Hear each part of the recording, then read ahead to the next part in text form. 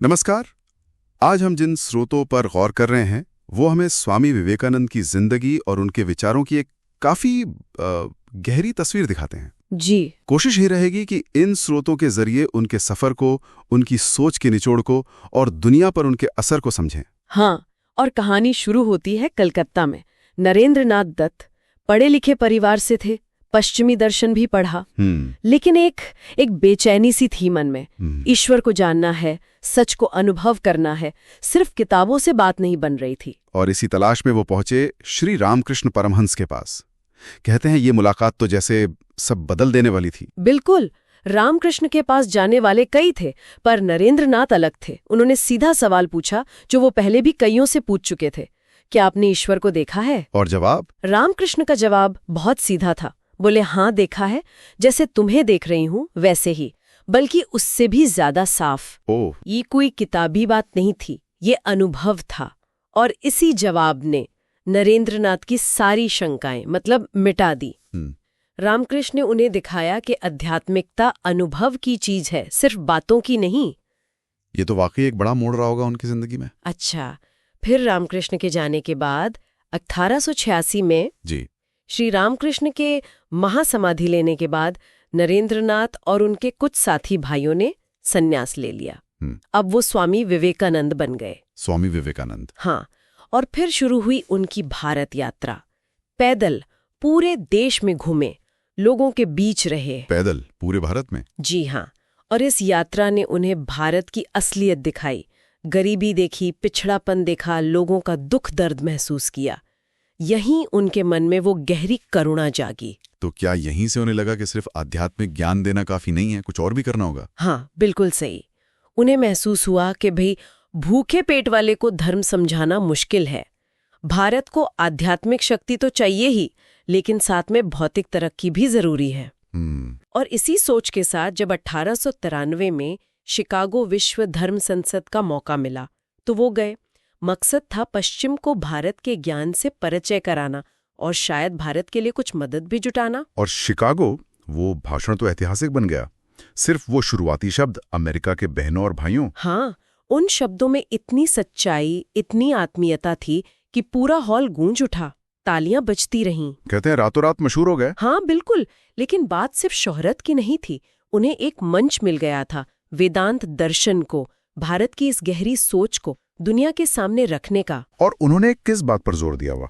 उन्होंने कट्टरता की बजाय आपसी सम्मान और प्रेम की बात की। उनका संदेश था, मदद करो, लड़ो मत, है ना, समन्वय और शांति, न कि मतभेद। हाँ। ये बातें आज भी कितनी जरूरी हैं। सही बात है। शिकागो के बाद वो रुके नहीं, अमेरिका, इंग्लैंड, वहां भी काफी काम किया उन्होंने। जी, लगभग 3 साल वो पश्चिम में रहे, वेदांत का प्रचार किया, लेक्चर दिए, लोगों को जोड़ा। फिर 1897 में भारत लौटे। और लौटकर एक बहुत बड़ा काम किया, रामकृष्ण मठ और रामकृष्ण मिशन की स्थापना। ये एक संगठित तरीका था सेवा करने का, अध्यात्म के साथ। बाद में कलकत्ता के पास बेलूर मठ भी बना, जो आज मुख्य केंद्र है। उनके विचारों के केंद्र में आता है व्यावहारिक वेदांत। ये शब्द सुनने में थोड़ा भारी सा लगता है। आसान भाषा में क्या है? अरे, इसका मतलब बहुत सीधा है। वेदांत की जो गहरी बातें हैं, आत्मा, परमात्मा, माया, उन्हें सिर्फ किताबों तक या पूजा घर तक मत रखो। अच्छा। हाँ, उन्हें अपनी रोज की जिंदगी में उतारो, अपने काम में, अपने व्यवहार में। उन्होंने योग, भक्ति, आत्मा, माया, इन सब पर बहुत सरल भाषा में समझाया। मूल बात ये कि हर इंसान में ईश्वर का अंश है, उसे पहचानो। तो मतलब आध्यात्मिकता सिर्फ पूजा पाठ या ध्यान नहीं है? बिल्कुल नहीं। विवेकानंद तो अंधविश्वास और कट्टरता के सख्त खिलाफ थे।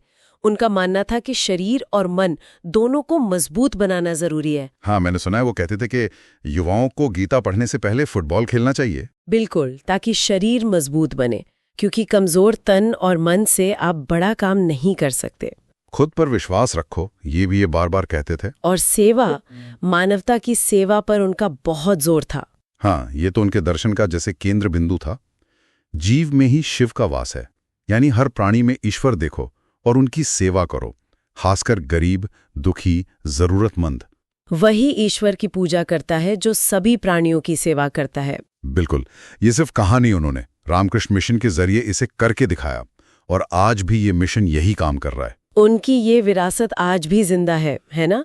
पश्चिम में भी, भारत में भी। पूरी तरह से। न्यूयॉर्क, सैन फ्रांसिस्को, वहाँ वेदांत सोसाइटियां आज भी काम कर रही हैं। भारत में उनका जन्मदिन 12 जनवरी राष्ट्रीय युवा दिवस के तौर पर मनाया जाता है, और रामकृष्ण मठ और मिशन का काम तो दुनिया भर में फैला है, शिक्षा, स्वास्थ्य, आपदा राहत, कई क्षेत्रों में। और सिर्फ संस्थाएं नहीं, उन्होंने लोगों पर भी गहरा असर डाला। मार्गरेट नोबल जो सिस्टर निवेदिता बनी, हाँ, और सारा एलन वॉल्डो जैसी कई पश्चिमी शिष्याएं, ये उस समय के लिए बहुत बड़ी बात थी कि महिलाएं, वो भी पश्चिम से, उनके साथ जुड़कर भारत में काम कर रही थी। गांधी जी, नेहरू, विलियम जेम्स जैसे बड़े नाम भी उनसे प्रभावित थे। जी हाँ, कई बड़े विचारकों और नेताओं ने माना कि विवेकानंद की सोच का उन पर गहरा असर पड़ा। उनकी एक रचना है खंडन भव बंधन, वो प्रार्थना आज भी मिशन में गाई जाती है। तो अगर हम सार देखें तो स्वामी विवेकानंद सिर्फ एक संत या दार्शनिक नहीं थे, वो एक समाज सुधारक थे, एक विचारक, पूरब और पश्चिम के बीच एक पुल। बिल्कुल, उन्होंने भारत के प्राचीन ज्ञान को, वेदांत को आधुनिक दुनिया के लिए प्रासंगिक बनाया, सबके लिए सहज बनाया। और उनकी मुख्य सीखें क्या रहीं, अगर हमें याद रखना हो तो? मुख्य बातें यही हैं, हर इंसान में ईश्वर है, दिव्यता है, मानवता की सेवा ही सच्ची पूजा है, और अपने अंदर की शक्ति को पहचानो, उसे जगाओ, खुद पर यकीन रखो। और जाते जाते एक बात सोचने के लिए छोड़ जाते हैं हम। विवेकानंद ने कहा था, वे ही जीते हैं जो दूसरों के लिए जीते हैं। हाँ। आज की दुनिया में जहां हम अक्सर अपने में ही उलझे रहते हैं, ये विचार हमारी अपनी जिंदगी को और हमारे समाज को कैसे एक नई दिशा दे सकता है, इस पर सोचा जा सकता है।